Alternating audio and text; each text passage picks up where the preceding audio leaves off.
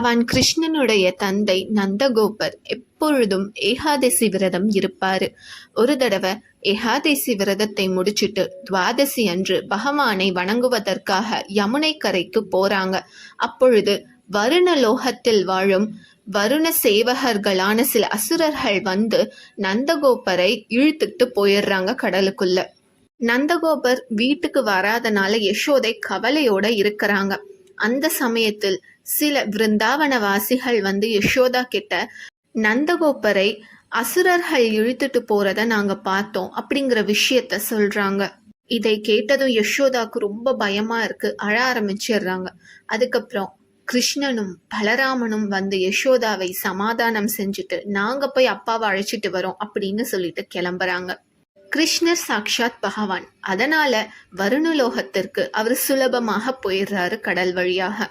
அங்கு நந்தகோபரை கடத்தி கொண்டு வந்த விஷயம் தெரிஞ்சு கிருஷ்ணர் போனதுமே உடனே வருண பகவான் அவருடைய சிம்மாசனத்தில் இருந்து எந்திரிச்சு வந்து கிருஷ்ணனை வரவேற்று வணங்குறாரு.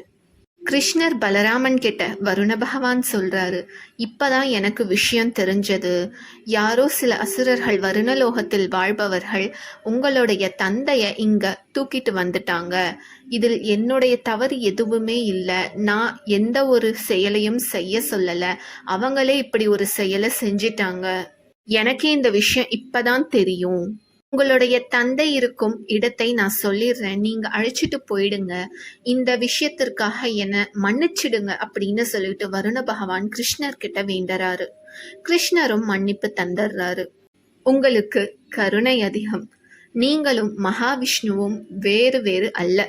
அதனாலதான் சீக்கிரம் எனக்கு மன்னிப்பு தந்துட்டீங்க அப்படின்னு சொல்லிட்டு வருண பகவான் அவருக்கு நன்றி சொல்றாரு. இதையெல்லாம் நந்தகோபர் கவனிச்சுட்டு தான் இருந்தாரு. அதுக்கப்புறம் நந்தகோபரை கிருஷ்ணர் பலராமன் அழைச்சிட்டு வந்துடுறாரு மறுபடியும் பிருந்தாவனத்திற்கு. எப்பொழுதோ தெரியும் நந்தகோபருக்கு தன்னுடைய மகன் கிருஷ்ணன் சாதாரண குழந்தை இல்ல, தெய்வ குழந்தை அப்படிங்கிற விஷயம்.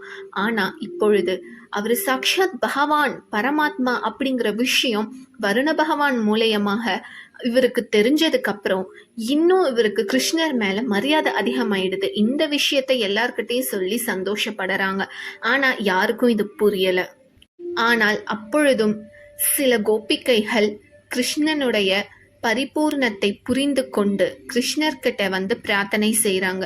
நீங்கள் தான் சாக்ஷாத் பகவான் அப்படிங்கிற விஷயம் எங்களுக்கு தெரியும். நாங்கள் வைகுண்ட தரிசனத்தை பார்க்கணுன்னு விருப்பப்படுறோம் அப்படின்னு சொல்லிட்டு அவங்க பிரார்த்தனை செய்கிறாங்க. அதுக்கப்புறம் ஸ்ரீகிருஷ்ணர் அவங்களுக்கு வைகுண்டத்தை பூமியிலே பார்க்கும்படி காட்சி தந்தாரு.